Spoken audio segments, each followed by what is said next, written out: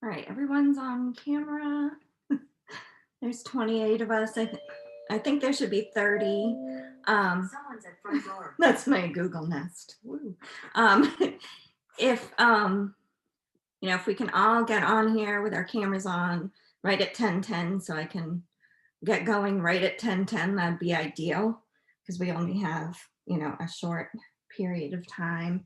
Um, that would be great. I wanted to ask if anyone would be willing to kind of monitor the chat for me, because sometimes if somebody asks me a question, what the heck's going on at my house? Sometimes I can't see if somebody has asked me a question, and I've heard that sometimes, Irvin, can you put on your camera? I've heard that sometimes the class discussions get a little bit more interactive when people are allowed to communicate via chat too.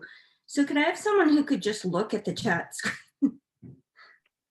Could I have someone who would be well? Okay, great. Okay, so you'll do that. Great. So Grace, you just say like, you know, Professor, there's a question here, and I'll look at the chat screen. Okay. Sounds good. Grace already. This is so hard to keep track of people on here. Okay, so now we have 29. There might be one more person coming. So if everybody could get here, maybe even be here before 10:10 so we can start at 10:10, that would be great.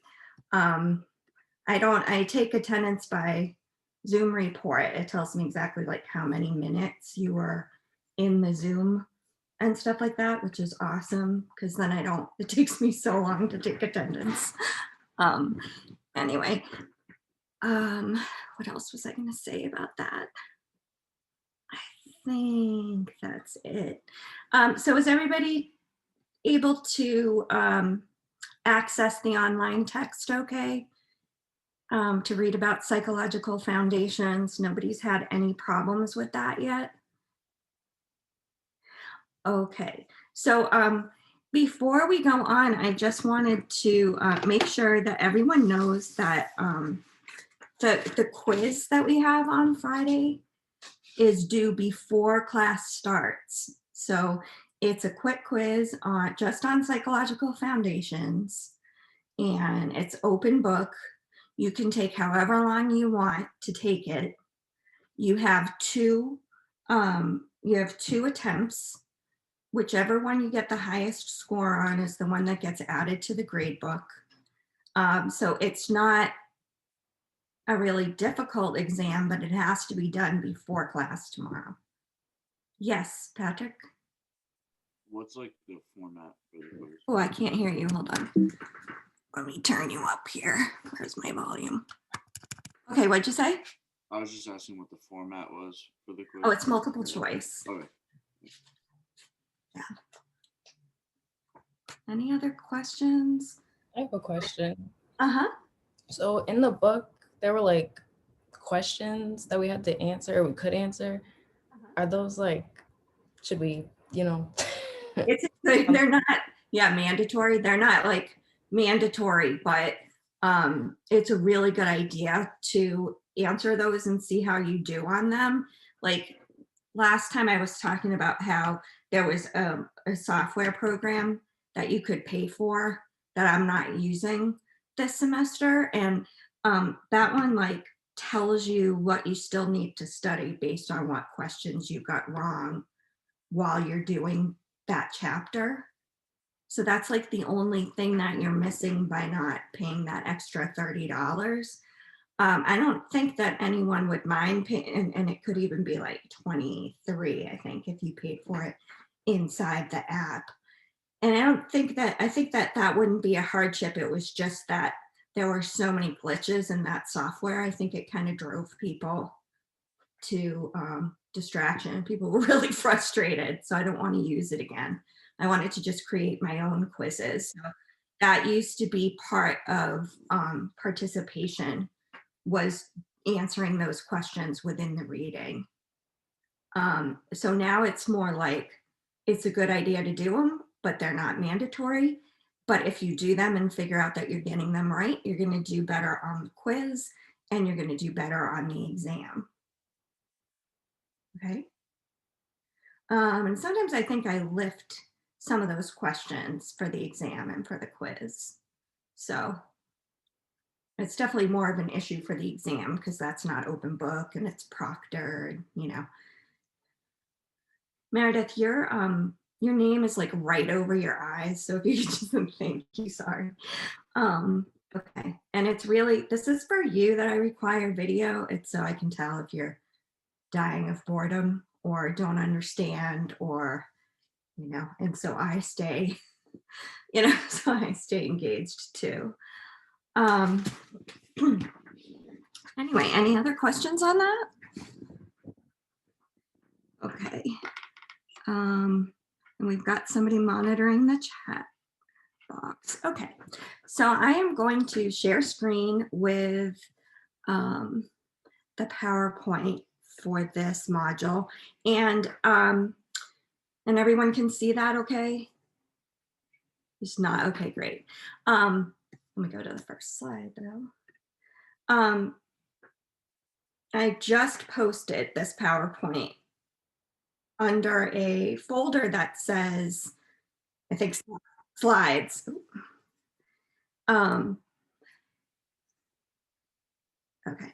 Under a folder that says slides in content in Brightspace. And I'm going to try to just post all of the PowerPoint slides there this afternoon or tomorrow so that everybody has access to all the PowerPoint slides whenever they want.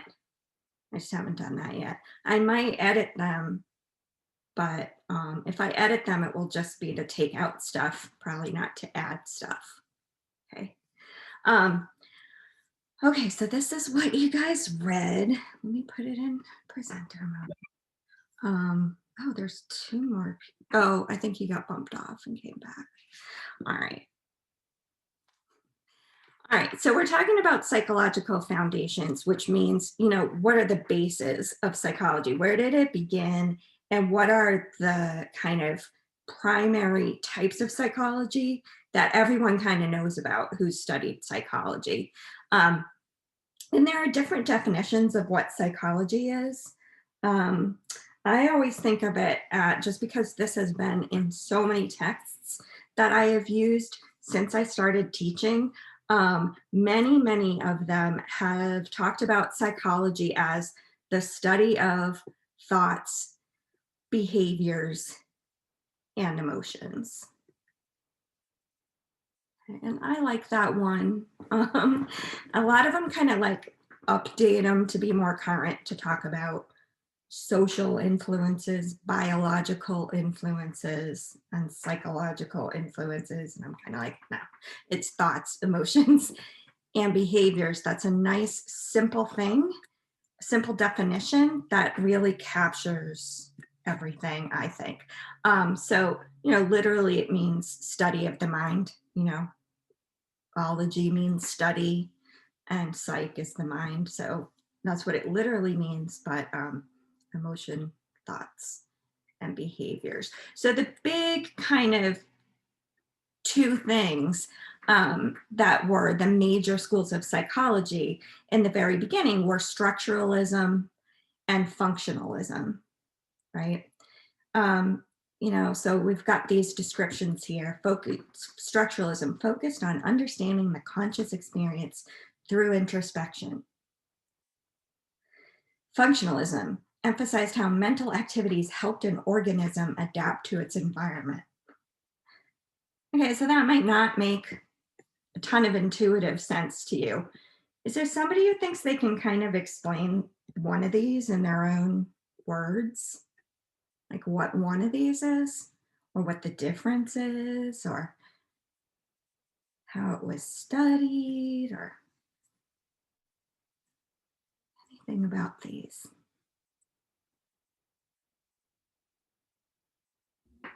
Or like, what did functionalism draw on? Oh, does somebody have their hand up? Yeah, I am. Okay. So I think that the main difference between both of them is that a structure, I can't pronounce that, I'm sorry. So the one that is focused on the understanding their consciousness, Uh-huh. it only relies on a single individual. Uh-huh. But the one that is that William James was trying to explain, it was more about a conglomerate of people. Uh-huh. It was like the individual was important, but his like behavior was explained by the environment and the things that can affect them. So Okay, it has like more elements add to it. good. And so that's functionalism, right? So structuralism, like you said, that was studied by an individual sitting there and being introspective, meaning looking inside and describing in great, great detail every iota of their experience. Sounds fascinating, doesn't it? Um, how many of you journal? Do any of you keep a journal? Okay, let me go to the second page. Sorry, someday I'm going to have a fabulous, huge monitor. And all right, raise your hand again if you journal. 1, 2, 3, 4, 5. Okay, that's cool. I wish I did. I don't. Um, but that's kind of like an idea of what structuralism did, except imagine that you were writing down every single thing that happened to you, but in so much detail that it was like minute detail. Like, okay, I noticed that there's a light coming from the, shining in the corner of my eye. It felt slightly uncomfortable, but it was okay. Like they were trying to get down to like the smallest unit of experience they could, like, how hard science tries to figure out the smallest physical thing there is in the world, like is the atom the smallest particle, oh wow, we can split an atom now, that kind of thing. That's what structuralism was trying to do. And that was Wundt and others. And then James was like, well, what's the point of that? We need to figure out why people have the thoughts, emotions, and behaviors that they do. And that's what functionalism is. What's the function of their behavior? And yeah, just like it's based on what theory, like what scientist does he base that theory on? What's Yeah, Is that Lauren? the one? Oh, Oh, sorry, go ahead. sorry. Is that the one with Darwinism? Yeah, Darwin? Darwin, yeah, like, so is that what you were going to say, Lauren? Yeah, so yeah, it's based on the idea that people adapt to their environment so that everything we do has a function, like, and it makes us more likely to survive and thrive and have offspring, and our offspring are more likely to be like us. So if we behave certain ways that have function, that really work, that are adaptive, then there's going to be more people like us in the environment. And it's going to be a more kind of common way of behaving, right?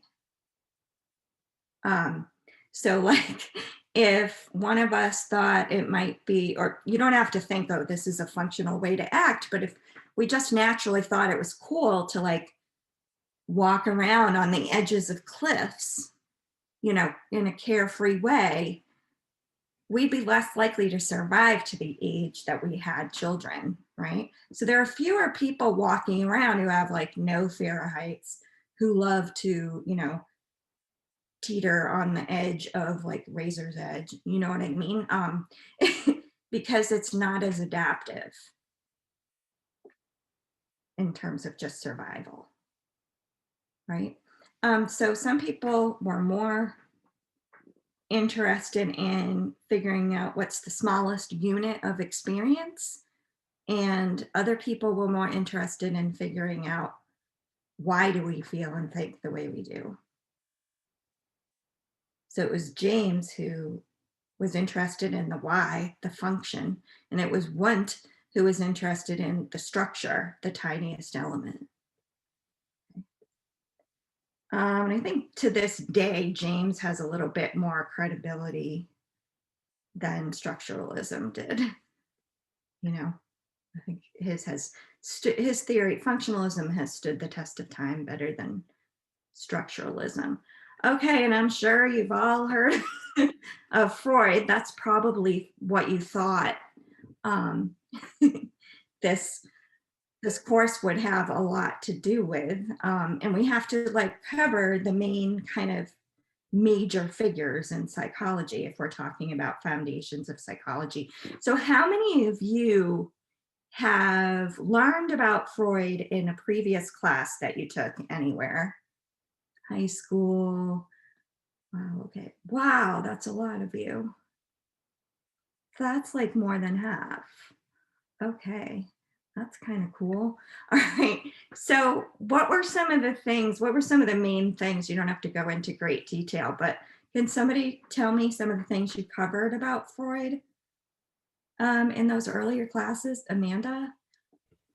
I took a child development class at Uh-huh. Assumption, and we talked about the ego, id, and the superego with like Uh-huh. childhood development. Yeah, okay, good. So that's his theory of personality, that we have 3 parts of our personality that have to be well integrated for us to be healthy, right? And the id is the kind of selfish part that just wants what it wants. The superego is the kind of moralistic part, the do-gooder kind of part. And those can be in direct conflict with each other, right? Like, because if you guys all listened to your id right now, it's spelled ID, the id. It's actually a translation of it from German. And I wish they had called it the it. It would have been easier for students to understand, because an it sounds kind of selfish and animalistic, and that's what it is. So if you are all responding to just your animalistic needs right now, you'd either be like eating, asleep, maybe having an amorous tryst with someone. You might not be like, this might not be the thing you most want to do right now to satisfy your most primal needs, right? Sitting here in a Zoom class, right? But then your superego is like, I must be perfect. I must do everything I'm supposed to do. I must be the best person I can be. So that one's saying, pay perfect attention, participate.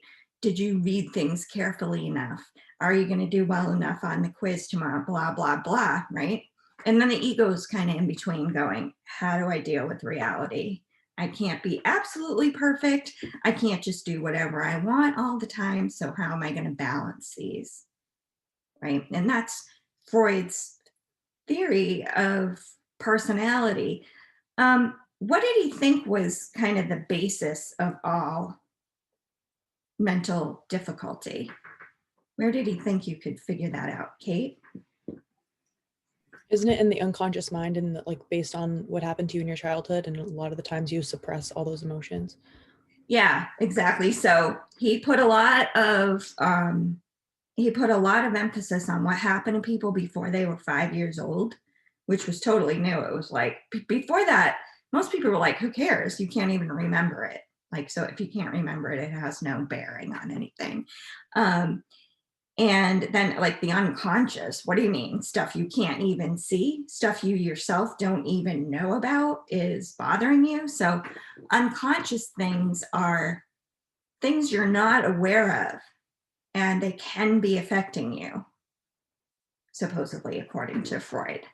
And a lot of people believe in that. So according to Freud, there were no mistakes. Like if you forget to do something, or if you're always late, or if you keep forgetting the same person's name or stuff like that, that it's not a mistake. There's an unconscious reason that you're doing it, and you're not even aware of it. If you could be aware of it comfortably, you just would be, and it wouldn't come out in these weird ways. like Freudian slips.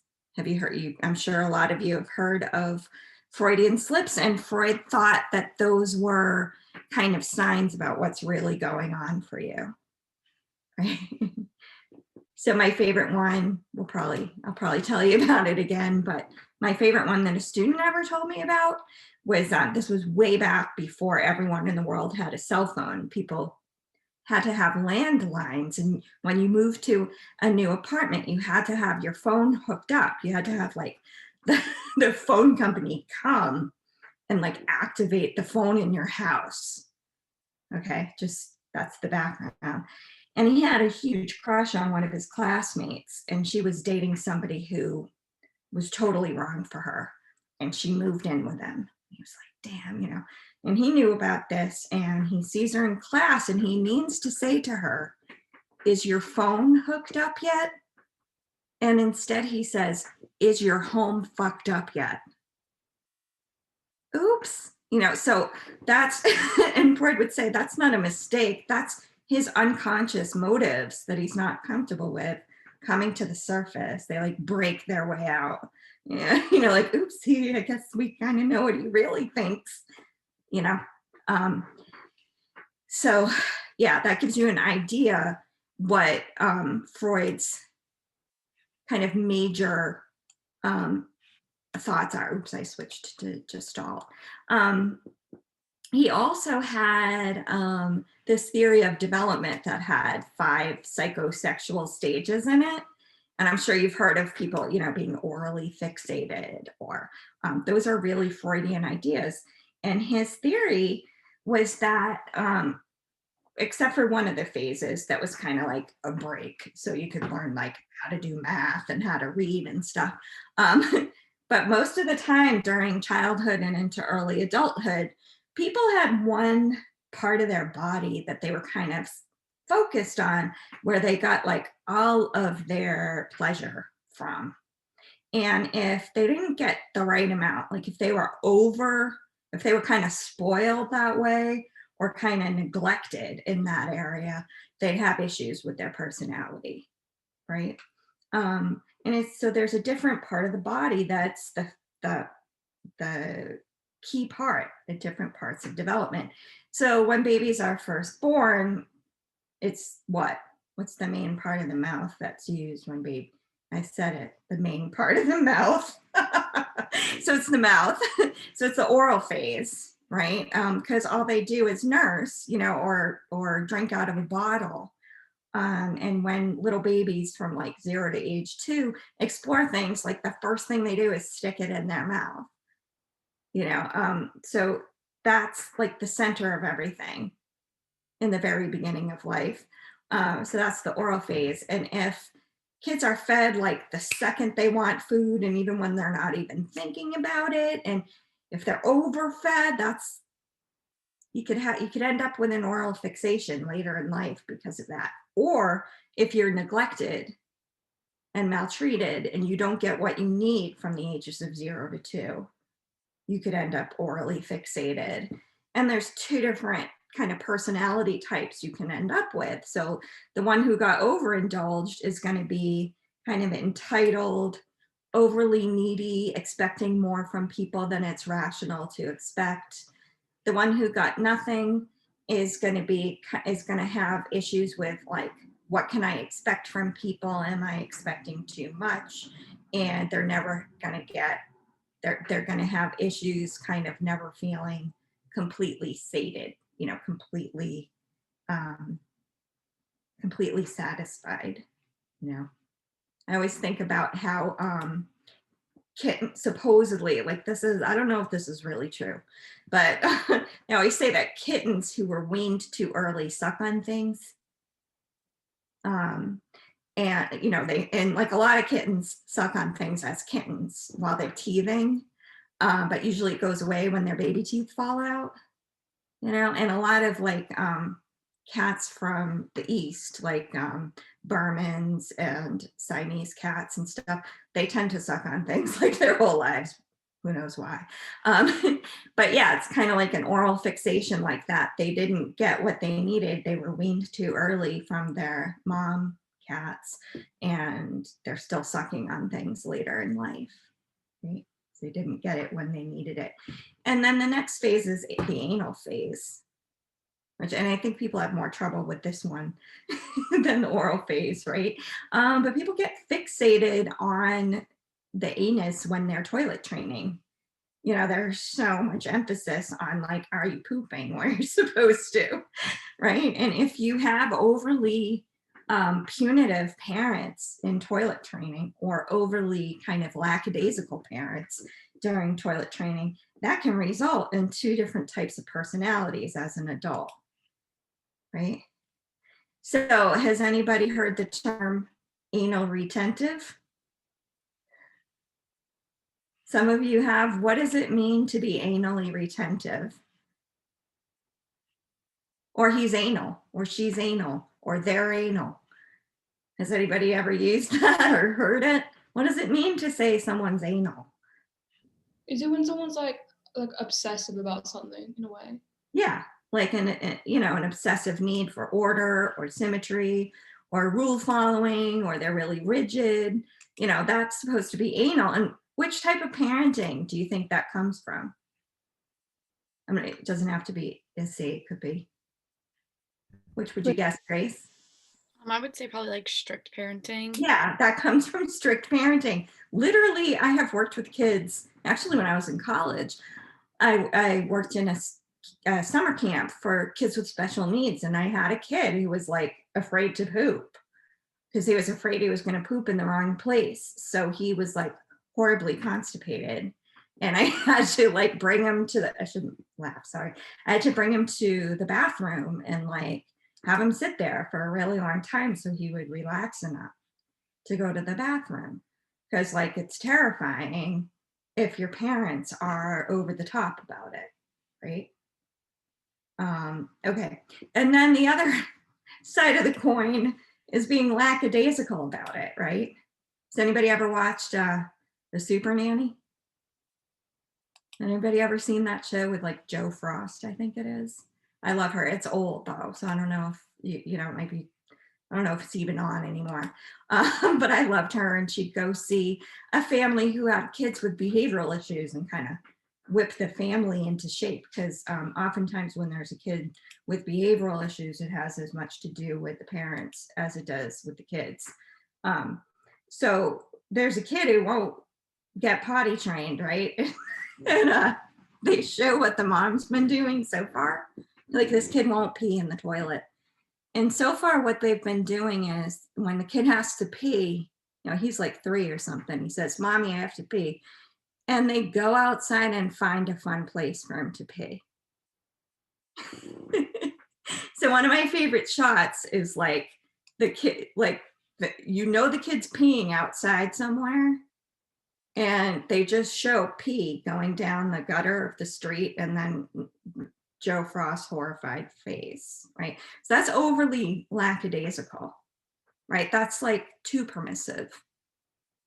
I mean, like a lot of people in a pinch will let their kid like pee outside, right? Rather than in their pants, or, you know, in a store on, you know, on the merchandise, you know, I mean, like you pick your battles, right? But in most cases, it would be considered not a great idea to let them pee, like pick a place that's not the bathroom every single time. Do you guys agree with me? Okay, so that's supposed to result in what there actually is an opposite of the anal retentive personality. Does anybody know what it's called? Because retentive is to retain, literally.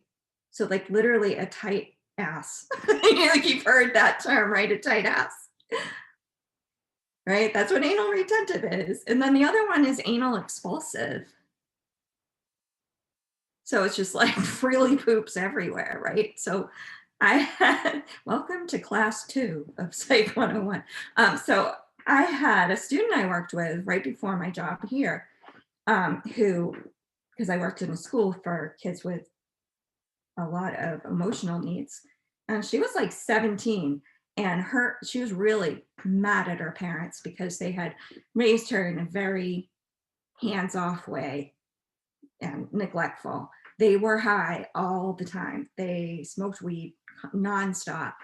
She told me once there was a Snoop Dogg song and she didn't know why she hated it. And she eventually figured out that there was a background sound that was the sound of a roach clip tapping an ashtray. And like last time I explained this, people didn't know what a roach clip is. Do you guys know what that is? Like the end of a joint. When it could burn your fingers, people put like a little metal clip on it to hold it.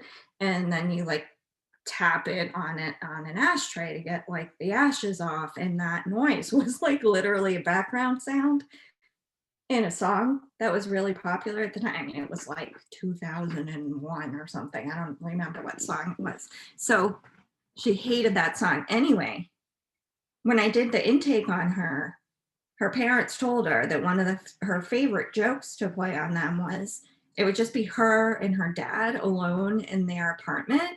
And she would go in the bathroom and take a huge dump and leave it there on purpose for her dad to find. And she'd hear him go in and go, "Oh my God." And she'd just laugh hysterically. Like that's literally anally expulsive. It's not always in the form of like leaving your poop for people to find, you know, it's often like super messy people. You know, it usually means like figuratively leaving your poop, your crap around. It doesn't usually mean literally leaving your crap, but that's what anal expulsive is supposed to mean. So Freud has, you know, a theory of development whereby at every phase, there's a part of your body that needs to be satisfied, but appropriately for you to have a good personality that's fully functioning. The only exception is the latency phase. So in this, oh, I keep clicking and going really far away. Sorry. So in this latency phase, there's no focus on a part of the body. And that's from ages like 6 to 12. And that's supposed to be when kids kind of take a break from all this stuff to learn how to read and write. And the phallic phase is from 3 to 6, and the phallus is an erect penis. And so the focus is supposed to be on the penis. So where does that leave females? Does anybody know? Like, what's the deal? What happens to females during the phallic phase if the focus is on an erect penis? Grace. I'm assuming like puberty. Yeah, I mean, that's like a precursor to puberty, but it's only ages 3 to 6. But that is when kids supposedly, you know, become aware that they have, the boys realize that sometimes their penis gets erect. So, and it's supposed to be the focus of everything. And well, so this is when females develop penis envy at age 3. Now, the female people in the class, you remember this, right? Being very, very jealous of your male counterparts' penises, right? I'm kidding. But like, if Freud were here, he'd say, well, you don't remember that because it's an unconscious impulse. It's an unconscious emotion. So that's why you don't know that you had penis envy. And that was one of the biggest problems in his theory, is that it was tautological. Tautological means it goes in a circle. You can't say there's no such thing as the unconscious and there's no such thing as penis envy. And then he says, well, you just don't know there's no such thing as penis envy because it's unconscious. And you're like, well, we don't know there's anything as the unconscious. I don't experience anything like that. And he's like, well, that's because it's unconscious. You know what I mean? So that you have to have a provable theory in psychology. You can't just be like, there's like a purple thing over there that no one can see, And that explains why we all behave the way we do. And somebody says, well, that's ridiculous. There's no evidence for the purple thing. And you say, well, there's no evidence for the purple thing because it's invisible. That's part of my theory. You know, that it has to be a provable theory for it to be viable. In science, it's fine for you to have a faith that is not totally scientifically provable, but that's a whole different thing. That's not what we're talking about in this class, right? Okay. And then you were talking about what happens in puberty, and that is the genital stage. That's when the focus of any pleasure that's like sensual comes from the genitals. And that's when during, you know, young adulthood is when people start getting their sensual satisfaction from intercourse or just sex, whatever kind of sex they're going to have. And but it wasn't just that, it was also work. Freud thought that around that stage people needed to love and to work to be completely happy and healthy, so being productive. So Freud's theories were super controversial then. A lot of them are not given much thought. Even today, there are still schools of psychoanalysis where people who already have their MDs go do like a 5-year training to become a Freudian psychoanalyst. And you have to, in order to do that, you have to go through your own psychoanalysis, and true Freudian psychoanalysis takes like 2 to 5 sessions a week, and the sessions are like 2 hours long. In order for you, because you have to like heal yourself before you can heal anybody else. But there are a lot of more modern versions of Freudian psychotherapy that kind of say, yeah, early childhood's really important. Yeah, there are things that affect us because we're not aware of them, but we're not going to have you lay down on a couch and free associate. We're not going to hypnotize you. We're not going to have you do therapy for 3 to 5 years, 2 to 5 times a week for 2 hours at a time, you know. So there's more modern, reasonable versions of Freudian therapy now. Any questions about Freud or anything? Okay, and we'll talk about him more later in the semester. Okay, and then Gestalt theory. Gestalt theory is all about perception and how it's like the opposite of structuralism, right? Somebody kind of recap what structuralism was trying to do for me in your own words, just so I know I've made any sense to you whatsoever.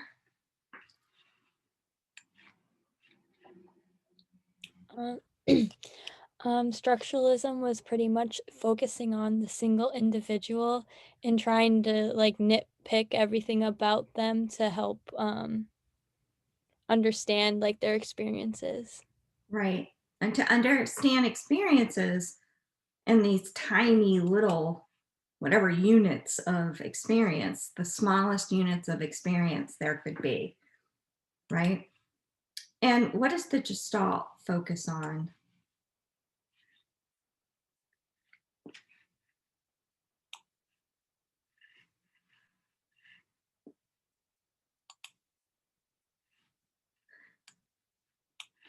Have you heard the whole is greater? Have you guys heard this saying, the whole is greater than the what? Yeah, Lauren, say it, unmute.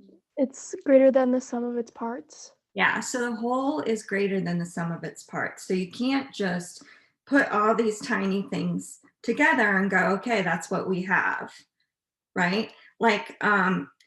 Like there's this theory of personality that drives me nuts. It's called the Big Five. I'll be ranking on it later in the semester. But it says that it's these 5 personality traits that can explain anything there is to explain about somebody, right? So they're like how open somebody is, how conscientious they are, whether they're extroverted or introverted, whether they're neurotic or not, whether they're agreeable or not. And you can explain anything you need to about somebody based on those 5 traits. Okay, well, so if you had 2 people that were in like the top 10% of each of those traits, would they look exactly the same? Would they be the same person? No, and you might hate one of them and love the other one, right? So the whole is different than the sum of its parts. That's why, you might hate some tests you've taken, right? Is your pre-collegiate, is your application to college, does that say everything about you? Or are you different from that? Is you on paper you? Could you just put everything, like say I gave you one piece of paper and I was like, all right, everything you're going to get in life is going to be on this piece of paper. Could you put all the stuff on that piece of paper that you needed to? No, because there's more to a whole than the sum of its parts, right? There's so much more than that. I've clicked away again. I'm clicking around because I'm trying to change my views of you guys so I can see everybody. And then I end up clicking the slides. So I'm sorry, that's really annoying.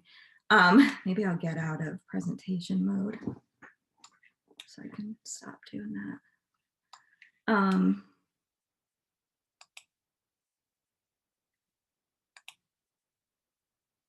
Okay.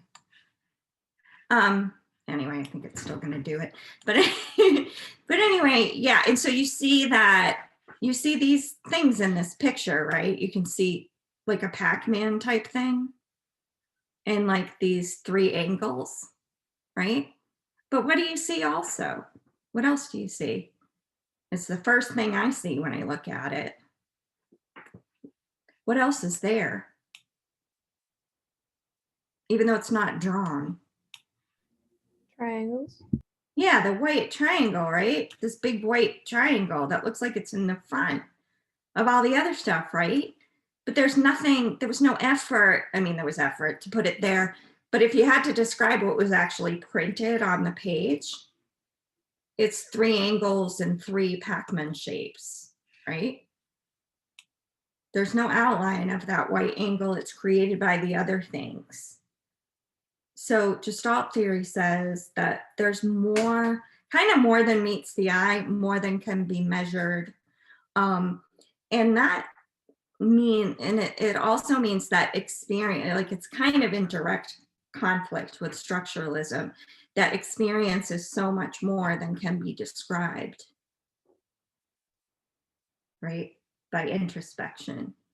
Your daily experience is much more than you can write down in your journal, right? So what Gestalt therapists try to do is help figure out all of your experience, not just the part that's like immediately evident, It kind of reminds me of this guy that I heard when I was doing my postdoc. His name was Tony Earls. He worked at Boston Children's Hospital. And he said that he did work on racism.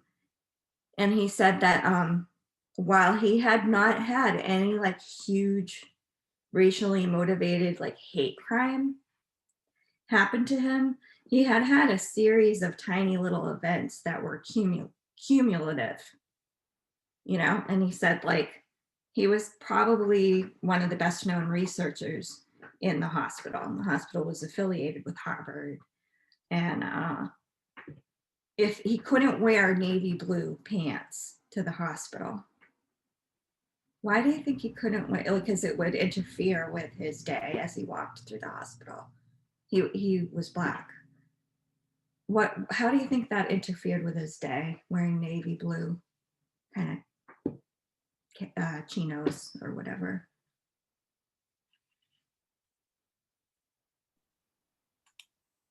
Like jeans or? No, they weren't jeans. They were like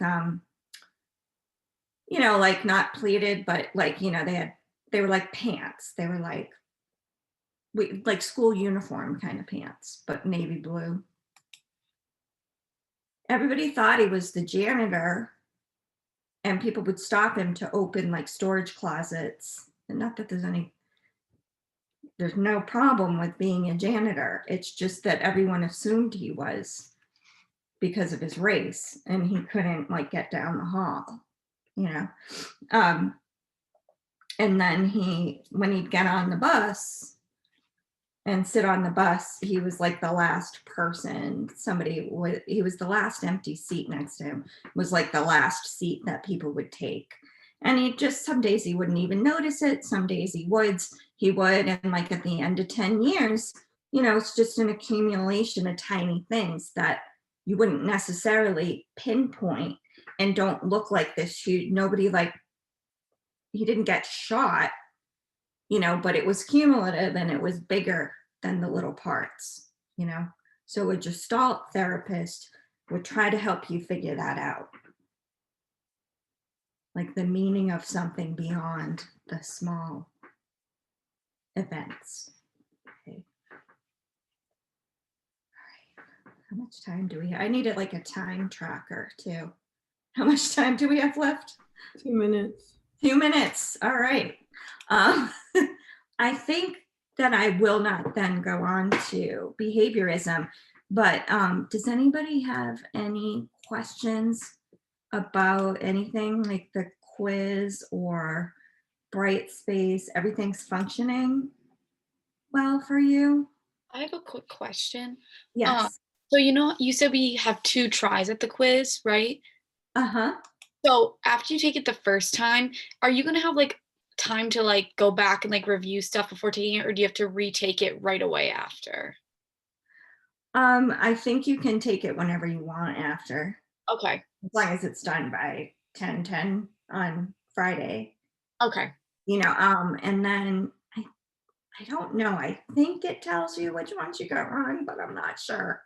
And I think like it turns off screenshots automatically, which is stupid because like it's to keep students from taking pictures of the screen, but y'all have cameras and y'all have phones that can take pics, and I don't care if you take pictures of the screen while you're taking it.